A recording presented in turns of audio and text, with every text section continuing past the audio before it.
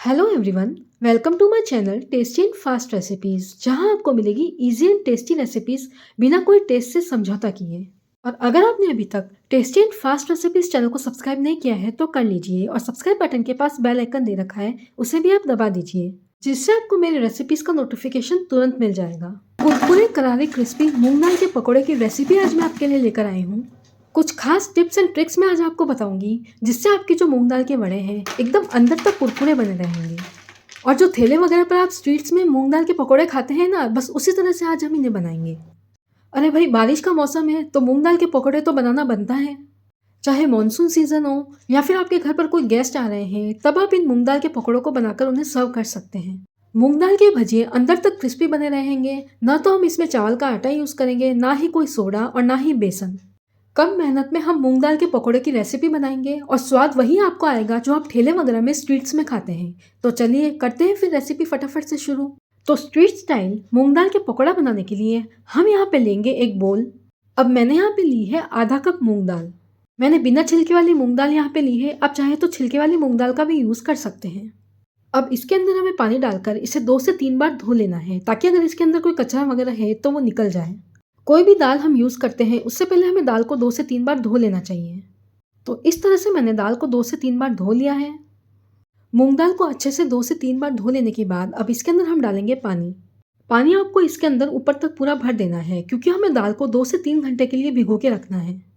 अगर सीज़न गर्मी का है तो 2 घंटे दाल को भिगोकर आप रख दें, और अगर सर्दियों का सीज़न है तो कम से कम आपको इसे 3 घंटे भिगो के रखना है। दाल को भिगोए हुए हमें 2 से 3 घंटे हो गए हैं। और ये देखिए, भीगने के बाद दाल इस तरह से फूल गई है।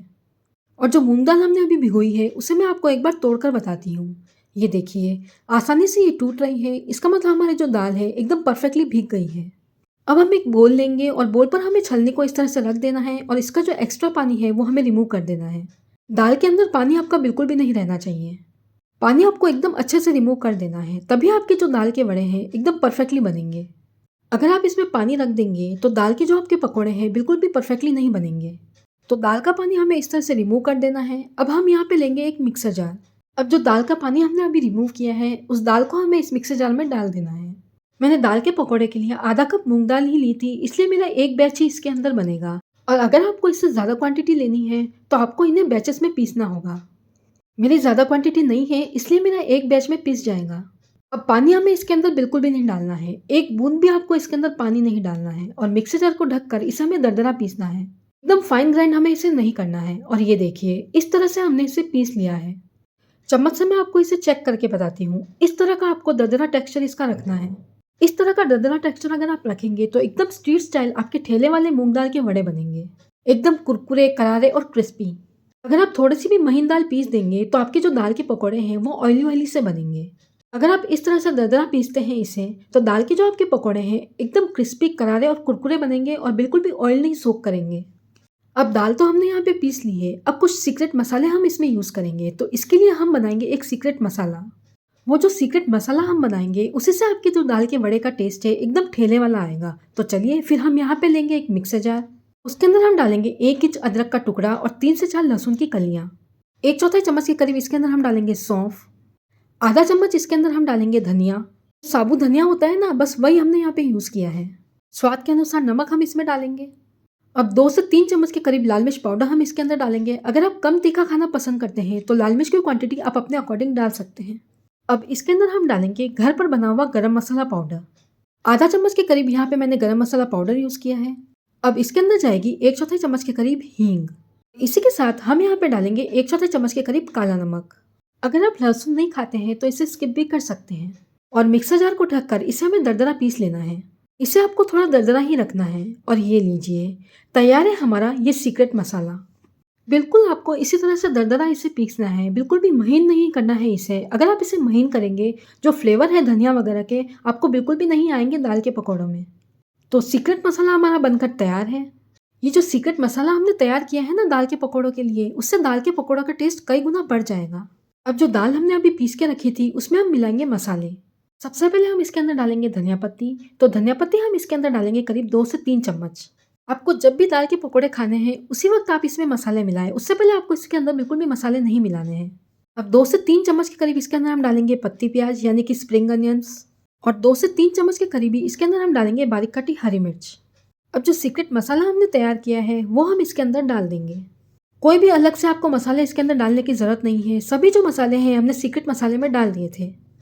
बहुत ही ईजी और कम मेहनत में बनने वाली रेसिपी है। इस रेसिपी को एक बार ज़रूर ट्राई कीजिएगा।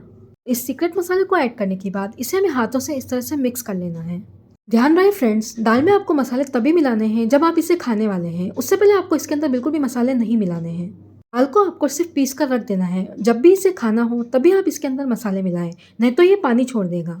और फिर उससे आपके जो दाल के पकौड़े हैं एकदम ऑयली ऑयली से बनेंगे और बिल्कुल भी परफेक्टली शेप नहीं आएगा। तो दाल के पकौड़े बनाने के लिए अब हम चलते हैं। तो तेल मैंने कढ़ाई में पहले से डालकर गर्म होने रख दिया था। दाल के पकौड़े डालते वक्त तेल आपका पूरी तरह से गर्म होना चाहिए। अब इसके अंदर हम हल्का सा बैटर डालकर चेक कर लेंगे। और ये देखिए, पकौड़ा डालते ही इसके ऊपर आ रहा है, इसका मतलब हमारा जो तेल है एकदम परफेक्टली गर्म है। अब थोड़ा थोड़ा करके हम बैटर को हाथों में लेंगे और हाथों से इसे इस तरह से हमें बैटर को डालना है। ये देखिए, जिस तरह से मैं बैटर को डाल रही हूँ। बैटर को डालते वक्त गैस की फ्लेम आपको हाई रखनी है। गैस की जो फ्लेम है एकदम हाई आपको इस वक्त रखनी है, बिल्कुल भी स्लो फ्लेम आपको नहीं करना है। तो इसी तरह से हम सभी दाल के पकौड़े को कढ़ाई में डाल देंगे। एक साथ आप बहुत सारे पकौड़े ना डालें, हल्की सी स्पेस इसके अंदर रहनी चाहिए।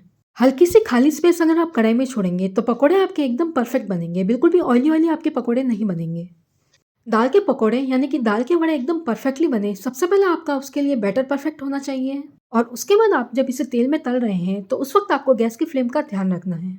इन 2 चीज़ों का अगर आप ध्यान देंगे तो आपके जो दाल के वड़े हैं कभी भी खराब नहीं होंगे, एकदम परफेक्टली आपके दाल के वड़े बनेंगे। अब पकौड़े जब आप पूरी तरह से डाल दें, उसके बाद जब हल्के से सिकने लग जाए तो इसे हमें कलची से इस तरह से पलट देना है। और पकौड़ों को पलटने के बाद आपको गैस की फ्लेम एक बार स्लो कर देनी है, ताकि हमारे पकौड़े अंदर तक एकदम क्रिस्पी और करारे करारे बने और एकदम अच्छे से सिक जाए। आधा मिनट से भी कम आपको गैस की फ्लेम को स्लो रखना है। उसके बाद आपको फिर से गैस की फ्लेम हाई कर देनी है और इसे हमें गोल्डन ब्राउन और क्रिस्प होने तक तलना है। इस प्रोसेस से अगर आप पकौड़ों को फ्राई करेंगे तो बिल्कुल भी ऑयली ऑयली आपके पकौड़े नहीं बनेंगे और एकदम क्रिस्पी, करारे और कुरकुरे बने रहेंगे। अगर आप जल्दी करेंगे इसे तलने में तो आपके पकौड़े हो सकता है अंदर से कच्चे रह जाए। पकौड़े हमारे गोल्डन ब्राउन और क्रिस्प हो गए हैं और इसे हम अब कलची से निकाल लेंगे और इसका एक्स्ट्रा ऑयल हमें रिमूव कर देना है। और ये देखिए, पकौड़े का जो कलर है कितना मस्त आया है। हम जो ठेले वगैरह पर पकौड़े खाते हैं ना, बिल्कुल उसी तरह से हमारा जो पकौड़े का कलर है आया है। अब एक प्लेट में मैंने टिश्यू पेपर इस तरह से लगा दिया है ताकि जो एक्स्ट्रा ऑयल है वो इसके अंदर लग जाए। तैयार है हमारे गर्मा गर्म क्रिस्पी करारे कुरकुरे दाल के पकौड़े। अब इसे हम सर्व करेंगे टमाटो केचप, धनिया की चटनी और तली हुई हरी मिर्च के साथ। जिस तरह से हम ठेले वगैरह पर स्ट्रीट्स में खाते हैं, बिल्कुल उसी तरह से मैंने इसे सर्व किया है। हरी मिर्च को मैंने हल्का सा फ्राई कर लिया था और उसके ऊपर मैंने हल्का सा नमक लगा दिया था। तो इस बारिश के मौसम का आनंद लीजिए गर्मा गर्म दाल के कुरकुरे क्रिस्पी पकौड़े खाकर। तो कैसी लगी रेसिपी फ्रेंड्स? अगर आपको मेरी रेसिपी अच्छी लगी तो वीडियो को लाइक और शेयर कर दीजिएगा। मिलते हैं इसी तरह की tasty, fast and creative recipes के साथ। तब तक के लिए bye friends, have a nice day.